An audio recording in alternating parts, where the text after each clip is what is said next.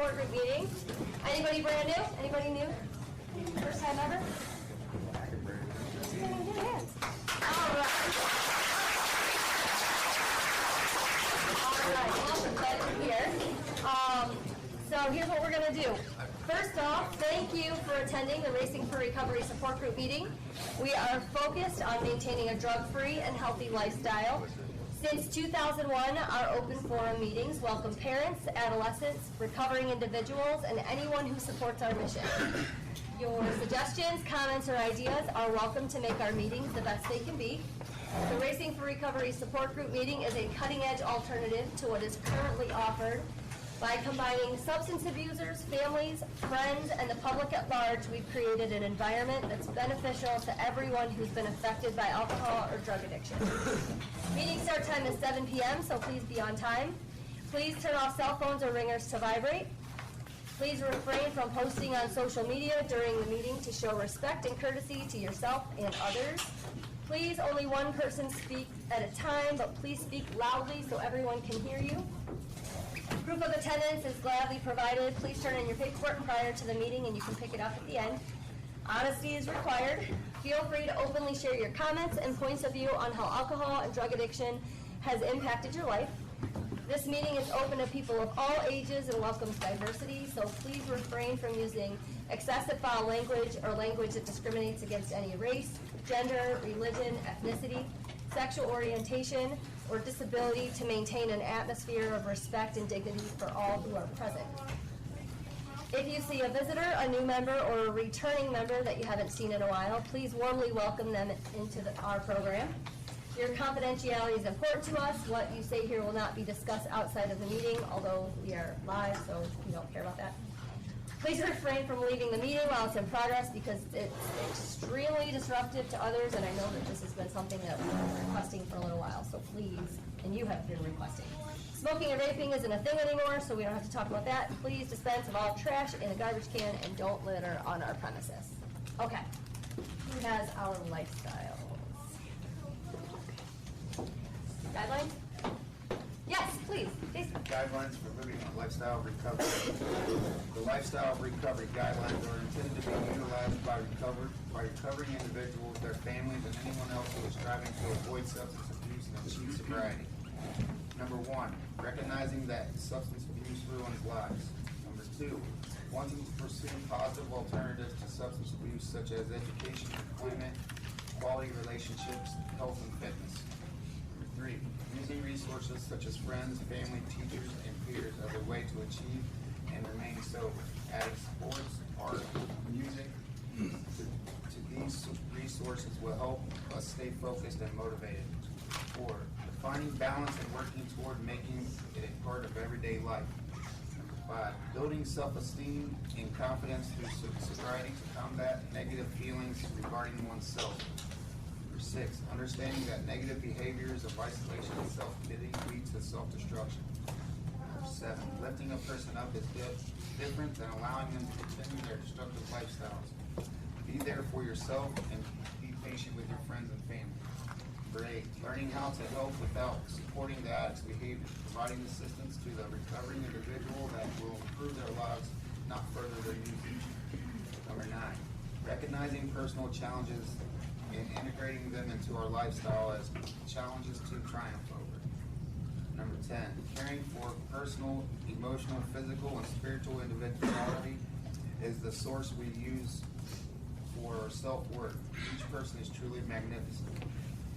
Our mission at Racing for Recovery is to prevent all forms of substance abuse by promoting a lifestyle of fitness and health for all those affected by addiction. Thanks, Jason. Appreciate that.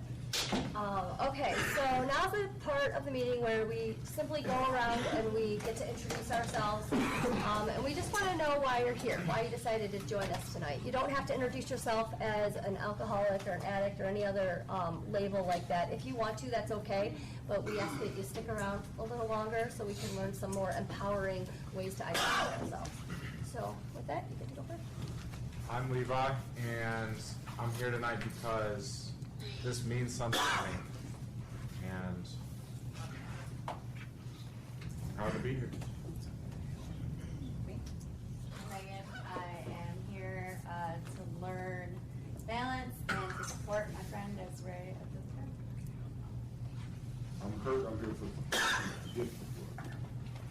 I'm Steven, and I like it here. I'm here with my son Ben. I'm Ben, I'm here for support. I'm Nick, and I'm here because this is where I want to be. I'm Tiffany, and I'm here because I need to be. Rick, I'm here for support. So, I love the progress in this process. I'm Ashley, and I'm here because this is achieving personal something. I'm Brooke, and I'm here to support my stepmom Kelly and my dad Joseph. Cameron, I'm here to support my mom Kelly and my dad Joseph. I'm Kelly, and I'm here for support. This is our granddaughter, Skylar.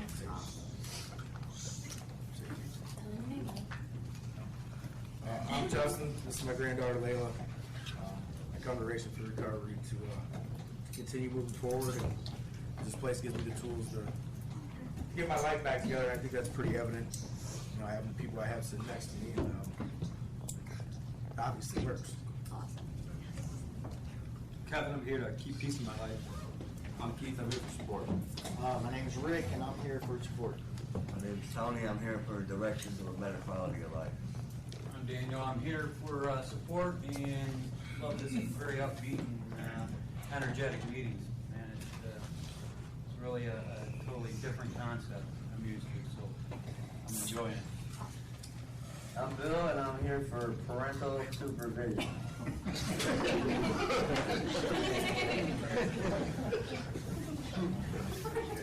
I'm Renee, I'm here to support my son Jeff and the friends that he's made here. They're awesome. I'm Jeff. I apologize for being late. I'm here to learn something from these meetings and support Brittany in her 1 year tomorrow. I'm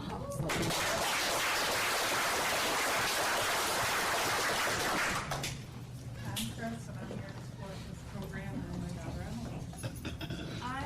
Emily. I'm Emily. I'm here to be consistent and because this works for me.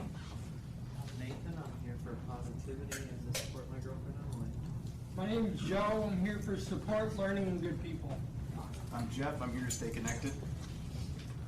I'm Jalen, I'm here to keep doing exactly what I'm doing and remember humility. Good evening, everybody. My name is Mary Jo. How are we doing tonight? I came to Racing for Recovery because I'm committing to a healthy lifestyle. I'm Ross. I'm here to stay focused, stay on track, and have 100 days of sleep today.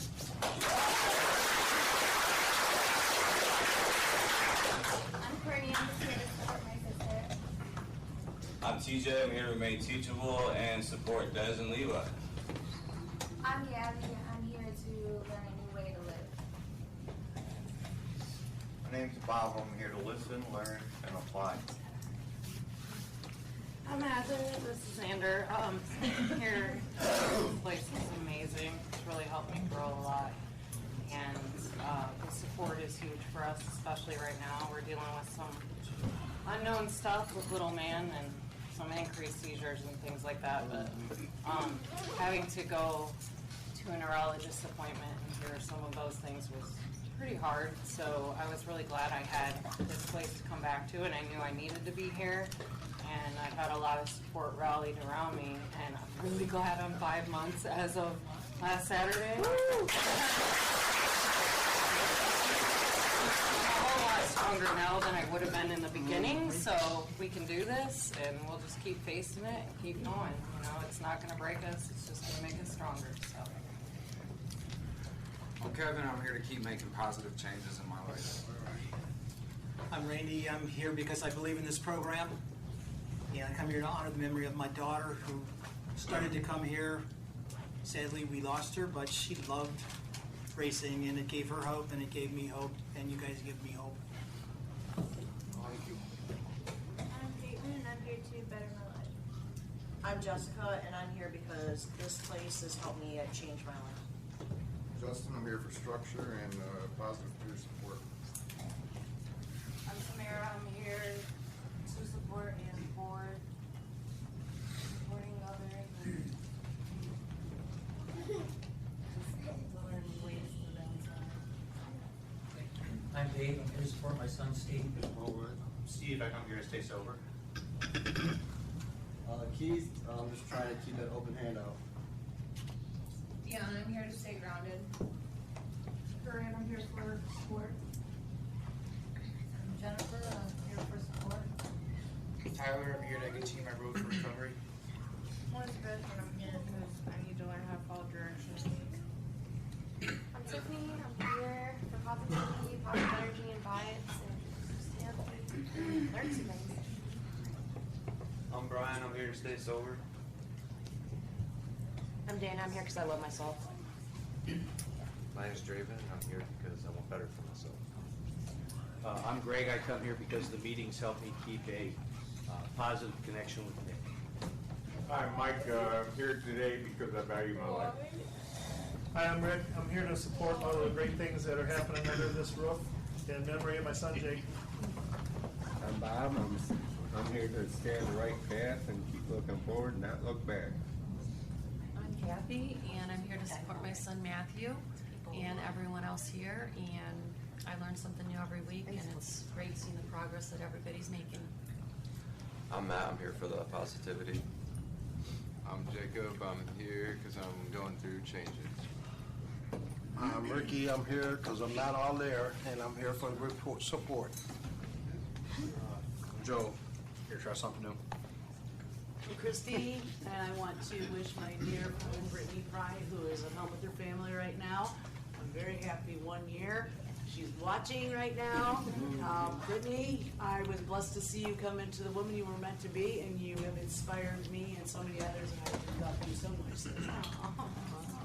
I'm Amy. I'm also here to support Brittany on her 1 year, and I am here to do what's important in my life. I'm David. I'm also here to support Brittany on 1 year and give them sheep support.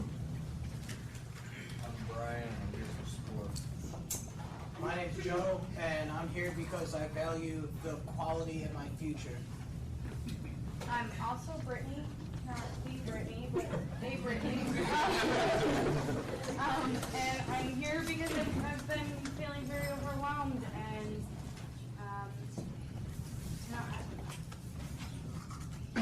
tomorrow's a big day for me too. She has 14 months tomorrow. All right.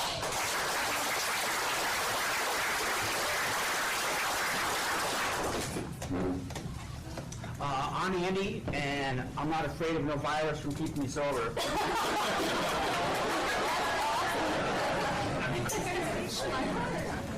I counted the chairs, there's more than 100 of them. Well, we only have 99 seats filled, right? Sure. That's what I thought, okay. My name's Stephanie. I'm here to listen and learn and to support my old friend Randy. I'm RJ. I'm here to continue bettering myself. I'm just a little bit over 2 months sober.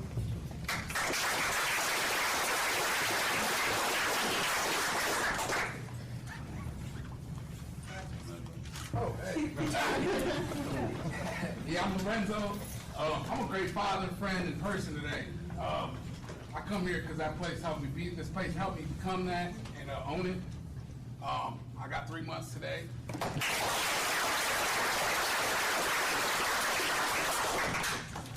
That is what's up. That's all. Hello, I'm here for the better life. I'm here for the positivity. I'm Chris. I'm here to stay patient and stay focused. I'm Brian. I'm here to get my support group fixed. I'm John. I am here to hold myself accountable and learn how to be more consistent. I'm Randall. I just come to this place to be my best self, live my best life, and I'm here to support Des and Levi. I'm Mike, and I'm here because this place works for me, so keep doing it. I'm Jacob. I'm here for support. I'm John. I'm here to give and receive support. I'm Jen. I'm here to grow, and I bring love. I'm Jason. I'm here for support, and I'm a little disappointed I didn't hear a little more of the virus things. I'm Darlene. I'm Mike in the Corner's mom, and I'm here to support. I'm Mike in the corner. I'm here to keep moving forward. I'm Tom, I'm Mike in the Corner's dad. You're getting it. There you go. All right. We got everybody? And I'm Des, and I am here because I want to be. And I'm Emily, and I am just absolutely thrilled to be able to help and support our awesome Todd Crandall as he and two of our awesome members, Adam and Mike, support him not doing the Ironman because they canceled it, but still to support him, be able to take a break and, you know, get some sunshine, and hopefully he'll bring some back. I'm happy to be able to help out in this capacity, and this is my opportunity to learn. So I am grateful to be able to sit here and do that. Who has our poem answer? The Answer by Donald D. Carr. Running from the misery, try to escape the pain. As I approach the light of hope that lies before me, each step overwhelms me. Every breath sears my throat. I ache. My body rebels against me. My memories torment me. Agony has become my closest companion. My demons mock me as I dangle helplessly above the abyss of alcohol and drug abuse. The voices all sound the same, criticizing, accusing, blaming me for what has happened. They don't understand. They don't care who I am. I'm a human being, full of thoughts and feelings. I'm where Saban just showed me the way. At last, I reach the light of promise. There stands the answer. Open arms, understanding smiles, looks of trust. And so it begins, racing for recovery. Thanks, Joe. Awesome job. So I kind of wanted to bust out the old school book today with the Cleveland book. I know I talk a lot when I help out up here. I have the privilege to talk about the Choices and Consequences book. But I kind of wanted to bring up a topic I think that's going to always be relevant in this room. And in chapter 7 of Cleveland, he talks about this knife edge of 100% consistent sobriety. And he just says, above all, you must practice consistent sobriety. There's no middle ground. This is what makes recovery so challenging for some people. When they first try to get sober, many think they can just dip their toe in, not commit 100% to never ever using their addictive substances again. But without a total commitment, you're doomed. That's the knife edge that all in recovery have to walk. We can go to support group meetings, get new jobs, get fit enough to do triathlons, and apologize to everyone we've ever hurt. But without 100% consistent sobriety, none of it means anything. Maintaining that no compromise sobriety is the reason that I've been able to achieve the results I have. For our family members, he says, eventually if you break your promise enough times, even the people whose love for you is supposedly bottomless, your family will give up out of self-preservation, what I like to call self-love. There's no middle ground for the person in recovery. If you are holding on to any thought that you can sort of stop using or drinking, let them go right now. 100% consistent sobriety is the only absolute in this process. Once you accept that absolute as the new defining fact of your life, it gets easier to adhere. More important, once you prove to the people who know and love you that are quite possibly sitting in this room that you're deadly serious about sticking to that principle, you'll find them surprisingly willing to open their hearts to you all over again. So I have a question, sort of for both sides of the fence of this. What lessons have you learned by maintaining 100% consistent sobriety, and maybe what lessons have you learned by not, but fortunate enough to still be breathing and sitting in this room? Jason.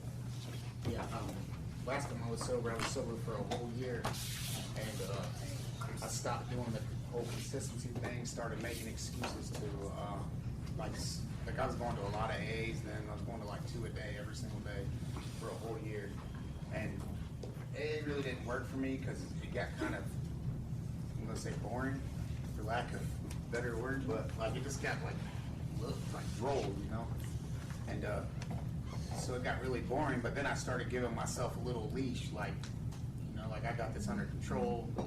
I'm just gonna have a beer on my way home from work, and then that turned into like, oh, it's a weekend, I'm just gonna have a 6-pack, and next thing I know, within a month, my life was a wreck. Like it's like I never even stopped. It's even worse, actually, probably. And I learned a lot about that. It's like I can't give myself a little just a little bit because it ends up the same way in construction. And glad I found this place because it helps me to fill the time when I'm like, I guess when I'm by myself and I have like people to talk to or whatever, Facebook and all that stuff.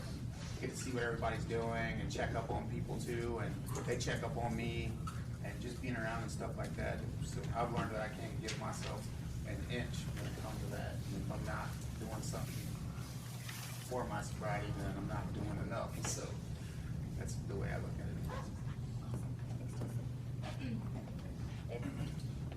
Yeah, the lessons I've learned in consistent sobriety, I'm still learning them every day. I'm getting a new one. I think the biggest thing is that I'm still here and I get to hear from everyone in these rooms, the things that I never used to stick around for, and that makes it a lot easier when I have obstacles that come my way that I can maneuver around. I don't have to fall down every time I hit one. Like this month has been a really trying month for me. 3 weeks ago was my uncle. Sunday losing my best friend, and then I think it's 3 weeks. It'll be my 4-year anniversary with my brother passing. And without the things that I'm finding here in the peer support and seeing like Justin Becker with his family, like that's the stuff that keeps me going. That's the stuff I'm learning.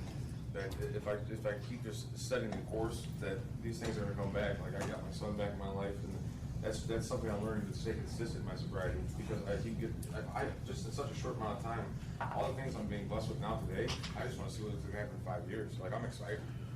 Life is exciting again, and it wasn't for a long time. And it's just like I had the pleasure of being with Jeff and his mom tonight, just to see where Jeff's at, man. Like congratulations, bro. Proud of you. Like tonight's a good move. It's to see these things and everybody else grow while you're growing.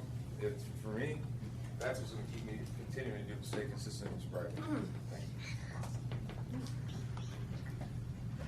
I've recently learned that there is no cutting corner in this recovery thing, and I have to love myself more than covering up my feelings, and I'm going to try to start opening up, being more myself, and not being in such a shell.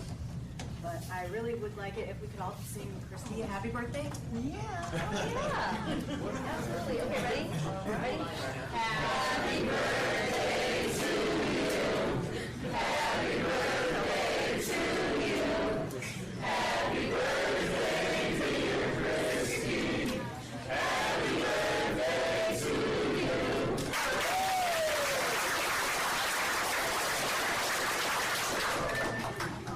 I'm 59, so that means I got 1 year before the coronavirus kicks off. Awesome. Thank you, Amy. I'm glad you didn't miss that. Where's TJ? TJ, you're up. TJ, I know for me, like, just putting the drink and the drug down was just the beginning of it, and the recovery's got to come in front of all things, and through the process of staying sober and then life came back, slowly but surely other things got in front of it. For me, I allowed a relationship to come in front of it. I allowed a job to come in front of it, and when those both went to shit, I was back out and I had it again. That's the reality of this thing is it's got to be in the forefront at all times. I got to recognize what's going on. I got to be self-aware of what I'm feeling, what I'm going through, those emotions, and all of those things. And if I'm not dealing with those before I know it, I'm gonna be back at it, back in my comfort zone. It's funny because I was with his friend the other day, and we were at this new office that he's opening up, and he's about to be helping a bunch of people, and it afforded the opportunity to do this because he stayed sober, and anyway, so he's got this box in the middle of the floor, and he's like, go stand in this box, and I'm like, all right, so I stand in the box, and he's like, and it said CZ, and he's like, what does that stand for? And I'm thinking, I don't know. He's like, comfort zone, and he's like, what does that comfort zone look for you, for you, and for me, it's relationships, it's money, it's clothes, it's material things, it's all these things that really don't, really help this thing out. And he's like, step outside of that. He's like, what are those? And responsibility, accountability, dealing with things, being a dad, all the things that I really don't know how to do. And he said, what happens when you start feeling that way? He said, you step back in the comfort zone. And he said, but the reality of it is, TJ, is like when you step outside the comfort zone, you stay out there long enough, the box grows. That box grows. And, and I think that I just never really allowed it to grow. I just kind of white knuckled it through for a while. And I stayed sober, but there's more to it than that. So today it's just like, really recognizing what was going on, what happened, what I can do about it now today, and moving forward.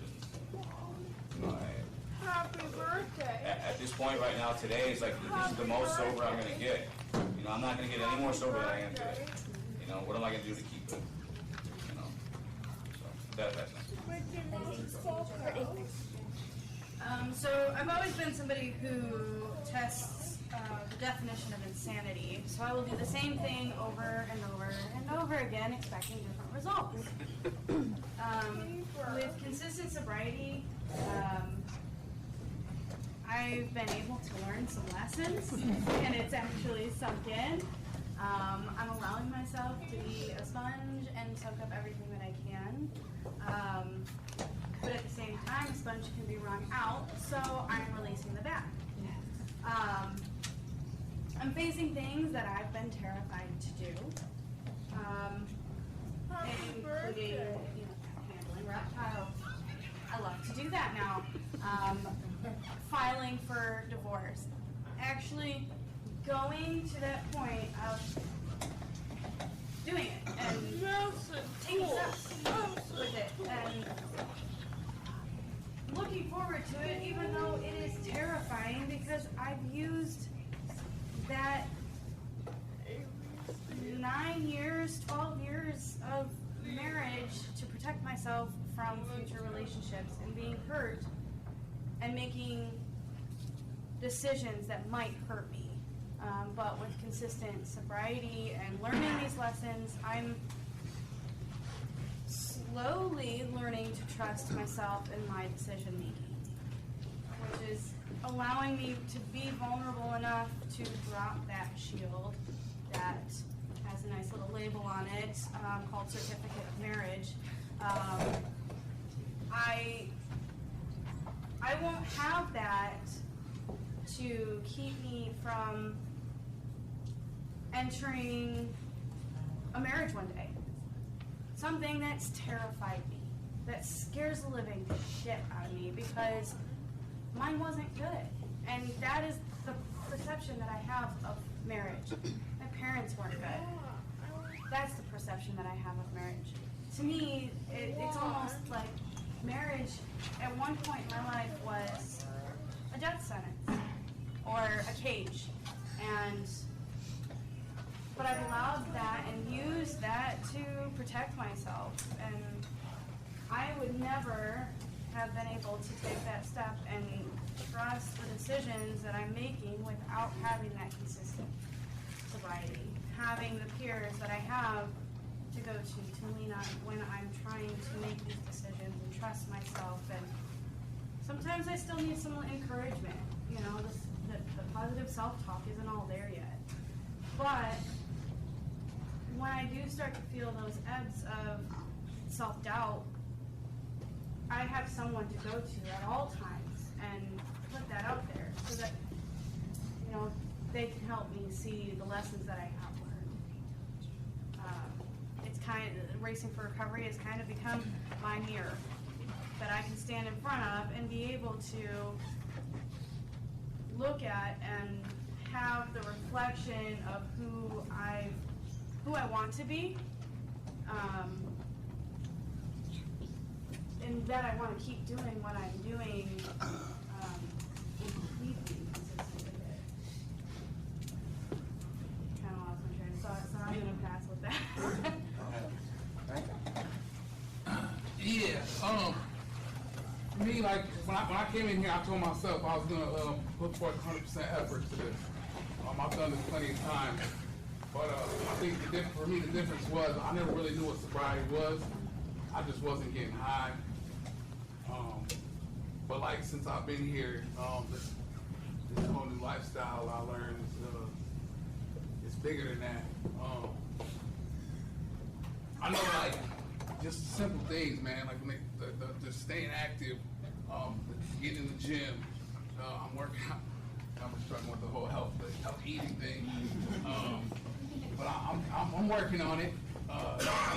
You know, I quit smoking. I've gained some real good friendships, man. I reach out and share shit with people that I normally wouldn't share. I feel like I put 100% effort towards everything I do here, no matter what it is, and it's benefiting me in so many ways. You know, when I open up, I say I'm a great father, great friend, great person. Like I couldn't say that shit recently before. Like, seriously, there's several people in this room that know me from the street. Like, I'm a good dude, but I've done some bad shit too. You know, I'm sure we all have. But I used to let that shit define me. But I know it got brought up the other day too, whenever we was talking about something the other day, like our choices we make can really redefine our character. And that shit stuck with me. I feel like everything I do today, I try to help it. I try to make sure it defines me as a good person, because I know that's what I want to be. You know, at the end of the day, I feel better about myself. I know I genuinely care about a lot of people here. While I'm at it, I'd like to give my man Ryan a shout out. I felt some type of way because I didn't bring him up to that meeting. But man, I know Ryan. Seriously though, I respect him because I know Ryan for a long time, man. And we've had on some, you know what I'm saying, on some. We're in prison, all right? And then throughout the years, we developed relationships that, you know, they weren't really.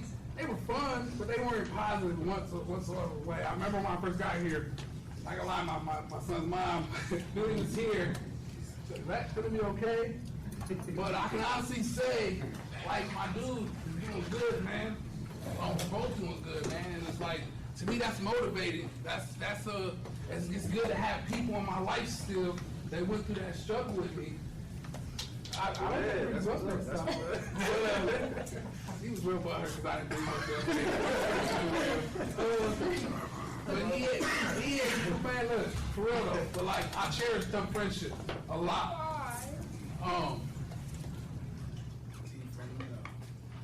But I know today, like, all together, all the same, just not using for me wasn't working. I always fell back into the same shit. I always felt like the same people. But I know today, like I said, I try to better myself in every way possible I can. Like tonight, like I love these family nights because everybody knows how I'm my family. Like seriously, I didn't get to say hi to a lot of families I have, but like I love when y'all come here because that's a goal that's another goal that I have. It's for my family to be here, you know, enjoying this experience with me. I don't know if I'll ever earn that back, but I'm gonna try to stay positive about it and hope for it. You know, work towards it. It's cool because like because of this whole coronavirus thing, you know, the schools got closed, and my son's mom right away texted me like, you know, I'm gonna be working and stuff, journeying up school for the next 3 weeks. Is it cool if he comes and stays with you from here to, you know, time, a couple days here? Hell yeah! For me, like, hell yeah! Like that's cool that she would even right away ask me that, because I used to be a full-time father, but it's been some years because of my drug use. Like, you know what I mean? It's the point where, like, where you going, who you going to be with, what time you bringing them back. Now it's like you want to keep them for a couple of days. That's just me. That's the shit I've earned back. And I'm owning that shit. I'm proud of that shit. I'm going to keep doing that shit. Like, seriously.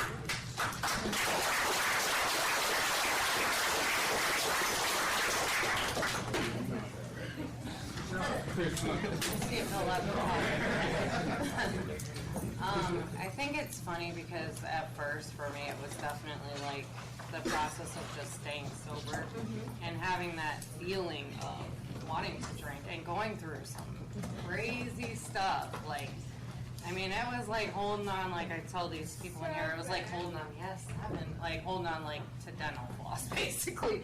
And it's still a rope at times, but it's progressively gotten better. And I think the one thing is that I have seen people like Coffee like come back in very early in sobriety and admit that he used, and watching him like grow, but like in that right then and there taught me a lesson. And I had so much respect for him because of that, and I thought, I'm not gonna do that myself. So like, but each thing that I've gone through, which I've gone through so many things that have been so hard.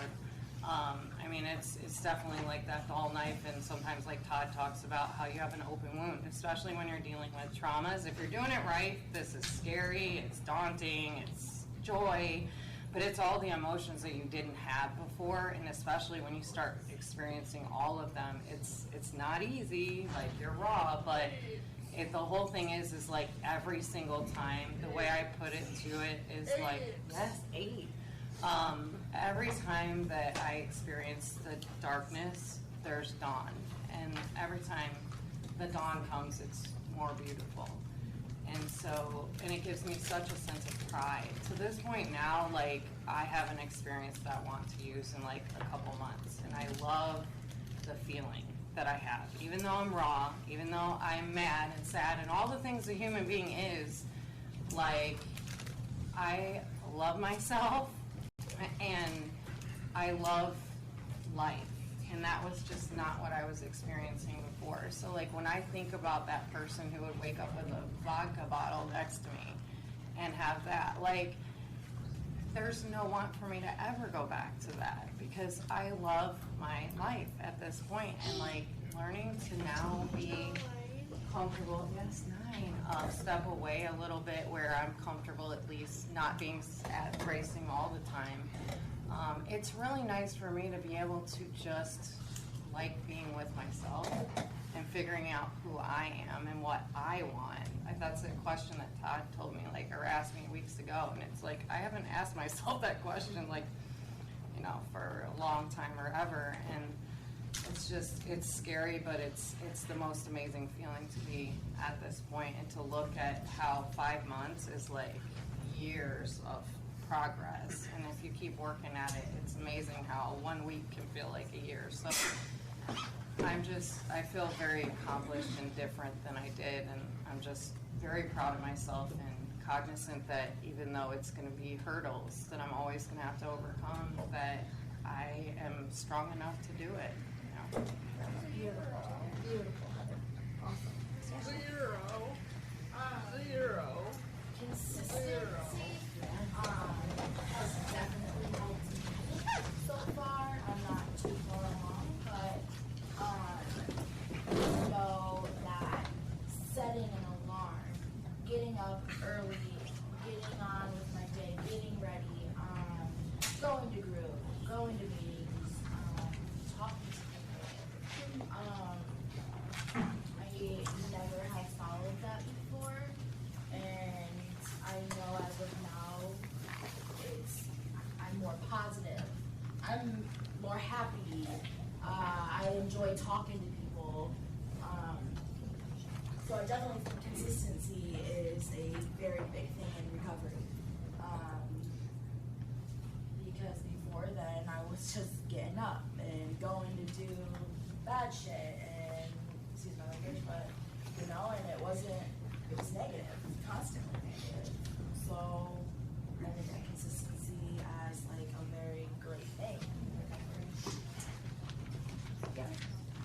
Yeah. Okay. So far for me, that's like the most thing that has been like working is just like honesty and like being open. Because that's one, you could catch me blatant in a lie. You got the proof in front of you, everything. Nope, wasn't me. I promise it wasn't me. It was them, was never me. So just being honest, like not only with myself, but with the people around me, definitely is like something that's gotten me to where I am right now. And it's also like just helped me not feel like alone, because in active addiction, like that was like my big problem is I felt so alone. I didn't get why my friends didn't want to be around me, my family didn't want to be around me, why my daughter didn't want to be around me, because I didn't think anything was wrong. I thought I was still my happy-go-lucky self. I thought I was still normal. Like I didn't see what really like, you know, was going on. I didn't see like the bad things that I was doing. So just like now, like I come from Italian family, very tough love. Like anytime I've ever been in jail, you dug your hole, you lay it in. I'm not putting money on your books, not putting money on your commissary. Don't ask me to bond you out. It's not happening. Stay there, do your time, do what, you know, it is what it is. And for like a while, I didn't have anybody to like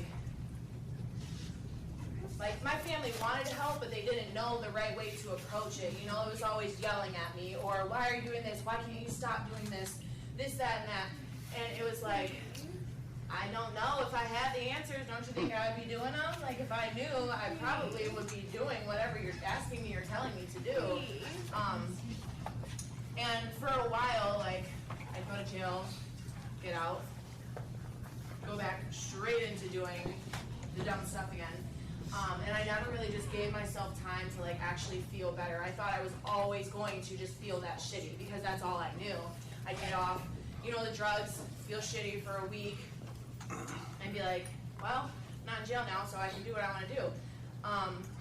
And this time around, like knowing that like I can feel like this good again and like have like feelings and everything, like I've laughed harder than I've ever laughed in my whole entire life. Like I said the other day, like I'm riding a wave right now, like a pretty consistent happy wave, so I'm just gonna, you know, boogie it out on that one. But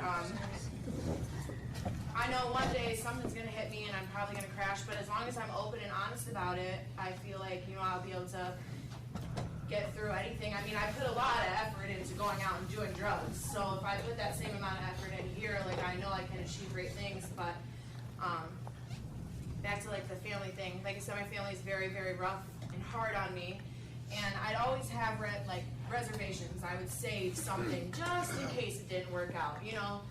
I'd save just little things, you know, like some people maybe they save beer caps or whatever. I'd save like just things that I used or anything like that. And this time around, like 2 weeks in, I called my mom and I told her, like, I was like, you need to get my reservations out of the house. Like, there's no if it doesn't work out, because it has to work out. Like, I can't go back out, it has to work out. And for the first time in like 7 years, my mom, because in your head you make up all these things, like it's gonna be so bad, she's gonna hate me, I hid it in my daughter's room, like, damn dude, like I messed up.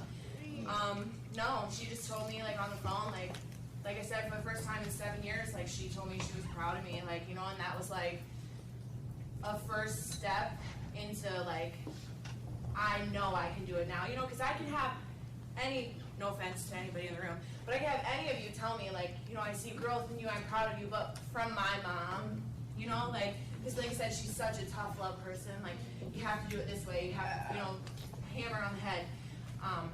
And just for her to tell me like she was proud of me was just like, I don't know, kind of in a way like, I don't know, like, it just like made me feel at peace, like I knew I was doing the right thing and I knew I was in the right place, because at the time, like I was definitely still having thoughts of like going home and like thoughts of like going out, and like, you know, I wasn't like set because I hadn't talked to my mom or anything, just got out of detox, you know, still in that like fuzzy cloud of like a little bit messed up still, not in a clear head all the way there. And it was just like, you can, like, even Corinne knows, I stressed about it for like a week before I called her, like, dude, she's gonna be so mad, like, she already kicked me out, she told me I could only stay there and I couldn't bring nothing in the house, and I brought it in the house, man, you know, she called the cops, sent me to jail, I was gonna do something crazy, okay? And it was just like really good, so it was really good to just have my mom tell me that she was proud of me, and just to like I said, it was like an at-peace feeling that I have so many people, and they pulled away because they had to. I was destructing not only myself, but everything around me. I brought down the people I loved, I brought down my daughter, you know. It's like I get why they pulled away. At the time I didn't, like, but I understand now, like, it was all coming from a place of love, and like I'm just blessed to have so much support, because like family that I haven't even talked to in years, like, are contacting me, you know, like, we're so proud of you, if you need anything, like, we're here for you. And this is my first time in treatment, so I don't really have that like boy who cried wolf thing, you know, like where I've gone in and then left and gone in and left and gone in, you know. So like they have just so much faith in me right now that like it's just like I have to get it right this time, because like I don't ever want to put anybody through the things that I put people through, you know, like things parents should not have to think about burying their kids or anything like that. So I just, yeah, for me, it definitely is just honesty and just knowing that I'm not alone and like having support from like just people here too. Like I've only been here 5 days, but it's like it's so much different than from where I just came from. You know, like I'd voice things over there and nobody would listen to me, and like here it's like you voice something and you have a flock of people coming up to you. I'm like, you know, okay, it's hot, like chill out, back up to me. Like a flock of people just coming around you to just tell you like you're doing the right thing. You know, like keep pushing, like you know, and it's just like it's a really, really, really good feeling. Just to know you're not alone. So with that, I pass.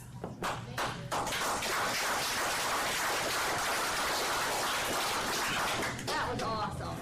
Yeah, Dana, I'm so glad you shared that because, like, even with the stuff that, like, we may be holding on to, and it might not be, like, tangible objects, it may be, like, these emotions that we are suppressing, that we're just hanging on to ourselves, but what we know about emotions is that they're energy, that are constantly moving, and if we don't do something with them, they're gonna manifest somehow, and quite possibly if we're stuffing them, they're not gonna manifest in a very healthy way.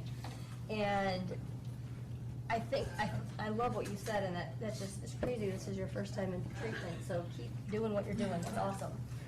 I want to share this before Andy goes. I just want to share this little piece because when it comes to this consistent, that knife edge consistent 100% sobriety, not the dipping in the toes or I'm going to drink on the weekends because, you know, that's not my thing or whatever, however we rationalize those very dangerous decisions. He says here, people do it all the time, turning years of sobriety upside down with a single drink or one hit off of a joint, if that's what we call it, so I don't know. Because it's not about the beer you just drank, it's about the violation of the implied contract of trust you set up with the people who care about you. Each time you breach that contract, it becomes harder to get those people that love us to sign another contract. And that's it. Like that's it. It's the freedom of being honest in this lifestyle that we thrive in. And you captured that so well. Andy. Tomorrow I'll be 60 days sober for me. Tomorrow will be 60 days for the second time in my life I was clinically dead from alcohol withdrawals. I woke up on my couch to a paramedic reviving me, drool coming out my mouth, was admitted to the ICU for 17 days. On the 17th day, against medical advisement, I said I want to go home. Get me out of this place. So I signed off, went home, could not walk, nearly fell through a plate glass window a couple times, kept falling down, fell on a glass table. 2 days later, I rode my bike 5 miles.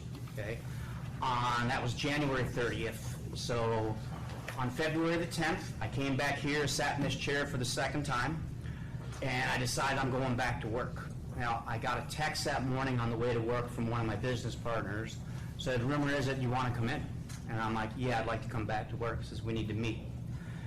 He meets me, we meet kind of in a park, on a park bench. Has one of my other employees with me, and I'm a minority business partner of a chain of retail stores. One of my best friends in the world, my 2 partners, known him for 30 years, trust him with my life. And I heard a rumor they were coming at me, tough love, like you had said before. So he sits down on the bench, has an envelope in his hand, looks me in the eye and says, you're suspended for 90 days with your ownership draws revoked for that time. I kind of looked at him, really? Okay. He says, there's some other stipulations. I want you to take this envelope. I want you to go home. I want you to read it, okay? And you decide what you want to do.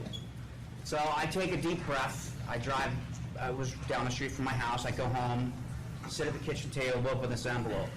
One of the stipulations to my coming back to the company, because they had evidence that I was drinking on the job, which I was. Part of the anxiety of relapsing, and one of the ways I deal with it at work is I drink a beer at work. Somebody caught me and saw it. So they had a write-up form, disciplinary action that suspended for 90 days. I can have my job back in 90 days if I do a 30-day program of their approval. So I'm pretty sharp when it comes to the business stuff. I've done a great job in my job and doing a good job for this company. So I took a couple days, thought about it, so I made this huge list of, these are the 30-day programs in our area, okay? Obviously, top of the list is Racing for Recovery. I listed every other one where I think everybody's mentioned them in here. I even went out of the realm, went to some places out of Cleveland, place out of Maryland, and just kept going. My majority business partner is a very, have you ever met someone who's never wrong kind of guy? Basically responds back, Google's, this is the top 10 alcohol recovery centers in the United States, okay? You need to go to one of these. Okay, so top of the list, what's the most popular one in the world? Betty Ford. So after sitting, I said, I'm kind of stewing a little bit. It's like, this is my decision, okay? I have this stewing email that I get after I send him this list, and I'm trying to call him back. He won't even answer his phone. Like, listen, you don't get this. You don't understand what's going on here. So decided to call Betty Ford. Was absolutely, of 12 different assessments that I went through, was the most in-depth I've had. The only people that asked for my medical records. I have probably 5 hours of interviews and everything with them. There was one thing that I knew was going to happen, and that is my insurance, okay?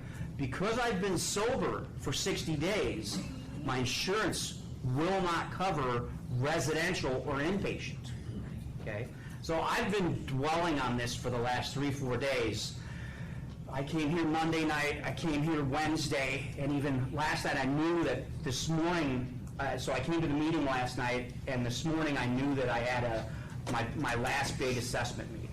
And they were going to ask me the question, when was the last time you drank? Okay. Well, for one, I know the first thing I do is when I fly into wherever I'm going is they're going to walk me in the building and I'm going to get P-tested. Okay. 2, the last thing I want to get involved in is insurance fraud. So as I'm driving home last night, and I thought the night before, was like, just a couple drinks. Just a couple drinks, and I won't be lying.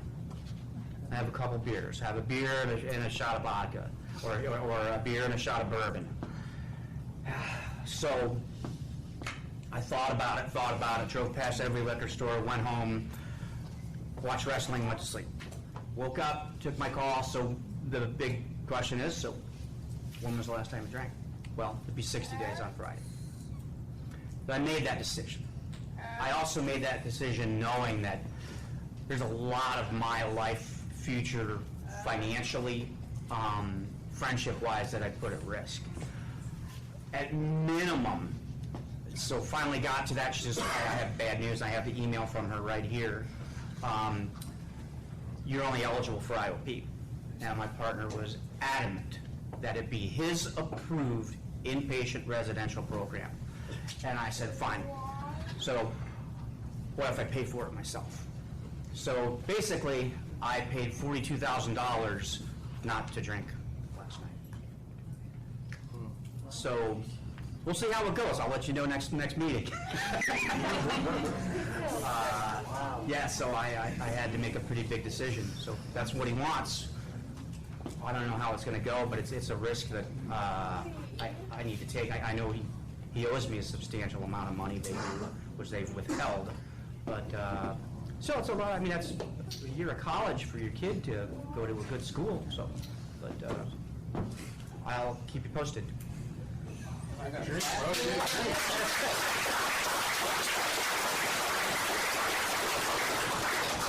you, Andy, that your life is priceless, and I'm glad you're here today. Thank you. I appreciate that. Thank you very much. Okay, I would have to say, for me, consistency is everything, because since I was about 15 years old, I've been in an unstable environment, and I really didn't know what stability was or consistency was, because I didn't have that from people that were important to me when I was younger, so it was a learned habit that I grew accustomed to, I guess. I didn't like it, but it's just all I knew, and this is the first program that I've been in as well, so my family has a lot of faith in me at this point, and just the fact fact that I'm being honest with myself and like facing the things that I've been suppressing for such a long time. I'm actually like proud of myself for the first time since like middle school. So like, I don't know, I just see a bright future, and I'm proud of everybody in here, everybody who has their sobriety, who's supporting everybody. Like, I don't know, it's just so much positive energy, and this place is just so awesome, and all the people here, like, literally is like family already. It's only been a couple of weeks, and I just feel like a different person already, so. I know they say they have that pink cloud where you're super happy at first, but I've already had a couple of crashes up and down, but for the most part, I'm learning to deal with my emotions finally. And that's, you know, pushing them aside and being like, well, I'm just gonna numb this with this, or I'm just gonna act like that didn't happen. But I'm just like really happy to be here. Everybody here. That's awesome. Those crayons are in your pocket. You can color your cloud whatever color you want. Yes. Elizabeth. So, like 2 months ago, I was in jail and I was so sick for like 3 weeks. And I thought, my God, I never want to go through this ever again. It was horrible. And once I had got the choice to come here, I was excited, worried, I had all these emotions. But towards the end, like getting ready to leave and come here, I just wanted to do my time. I just wanted to do my time and not come here because I feel like so many places and have always went back out. And it took me a minute to realize those places are not the problem. I am. And so it would have been easier to do my time. It was because that's nothing. I could have did that and then went back out and do whatever I wanted to do. But I chose to come here because I want a better life. You know, I have 3 children.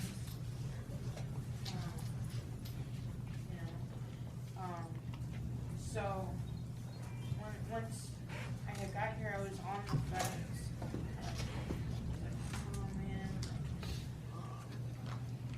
I have a wall up, so I'm like, don't want to talk about feelings. Feelings are gross. Love's gross. Like, stay away from me with that shit. And so I didn't like want to open up or like reach out to anybody or good. I felt super lonely. Like, I was like, you know what? I was worried about other things than to be worried about myself. And so,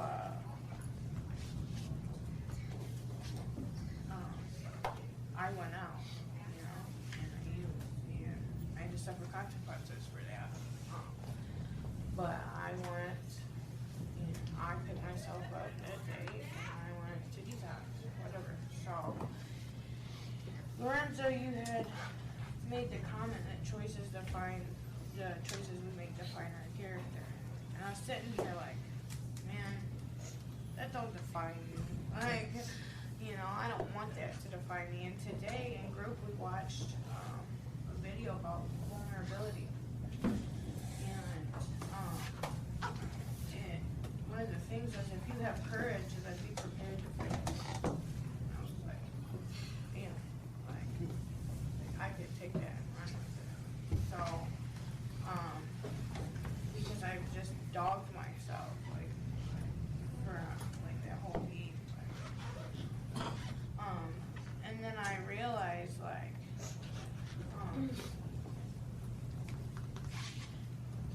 I like said when group said I'm a stove toucher, the stove's hot, I still have to touch it and find out for myself. And I really had to sit back and think like, damn, what is it about me that I need to change? You know, I seriously thought about it. And forever and always, it's always going to be about your perception and how you think about things. But also, as vulnerable as I like to think I am, I'm not. And so,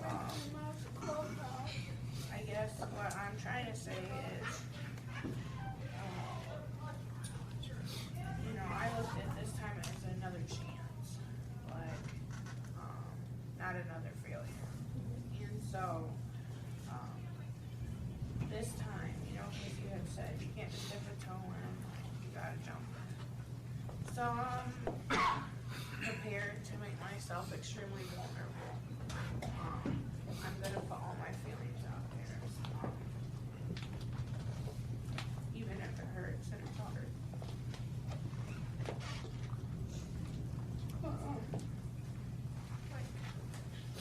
And that's courageous, right? Absolutely.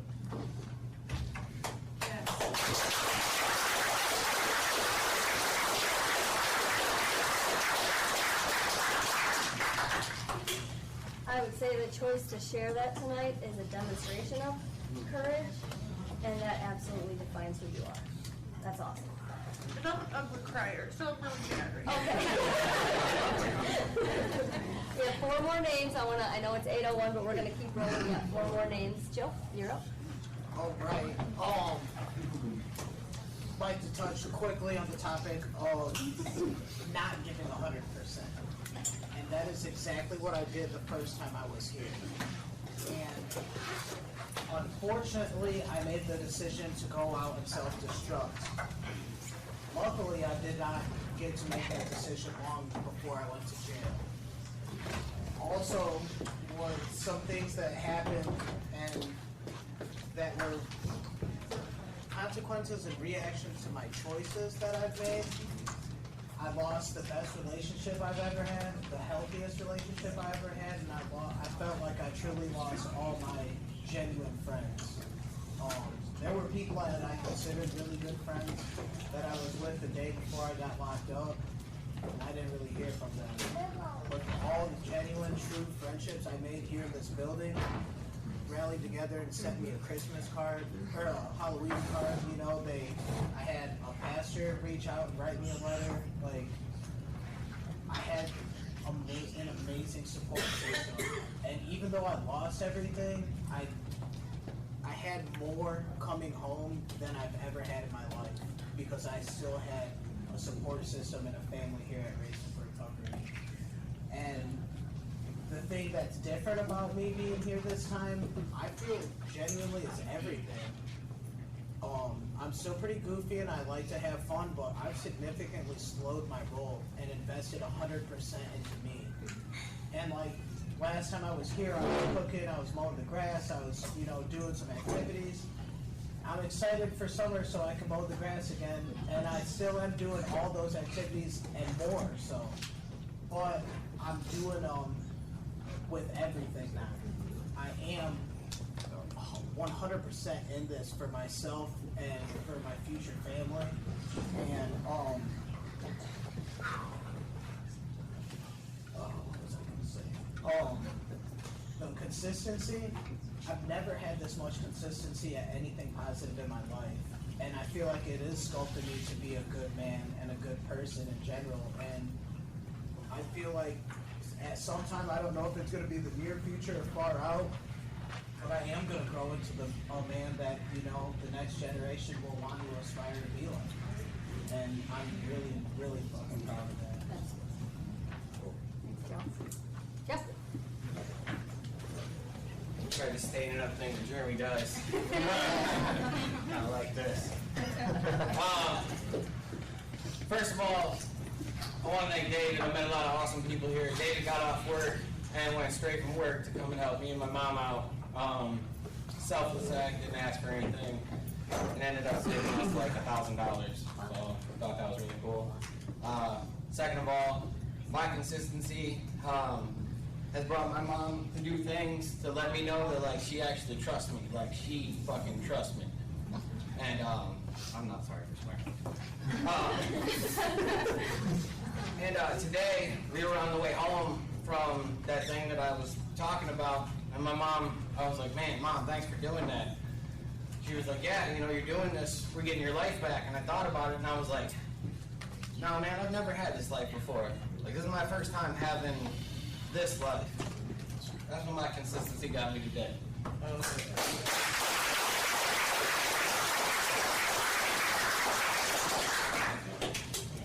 board blue. Yeah. I've been coming here for 7 years, so I'm pretty consistent, I think. I started coming here with my daughter, who I lost. I always would preach to her about just keep coming. And I will tell you, I have my own business, like you do. Consistency is the common thread through all success. If you're willing to do that, you're going to be just fine. My daughter always had 1 foot in the boat, 1 foot on land.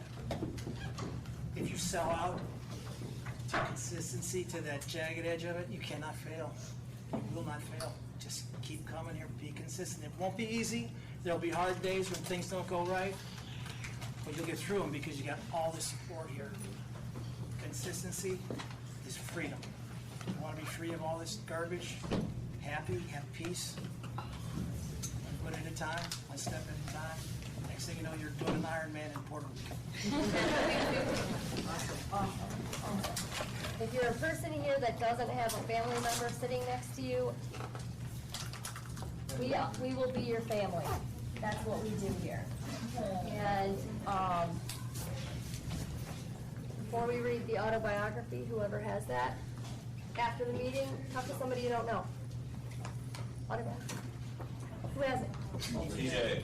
Autobiography in 5 chapters. 1, I walk down the street, there's a deep hole in the sidewalk. I fall in. I am lost. I am hopeless. It isn't my fault. It takes forever to find a way out.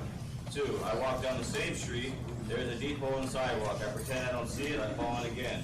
I can't believe I am in the same place, but it isn't my fault. It takes a long time to get out. I walk down the same street, there's a deep hole in the sidewalk. I see it is there. I fall in. It's a habit. My eyes are open. I know where I am. It is my fault. I get out immediately. 4, I walk down the same street, there's a deep hole in the sidewalk, I walk around it, I walk down another street. Thanks for coming, everyone.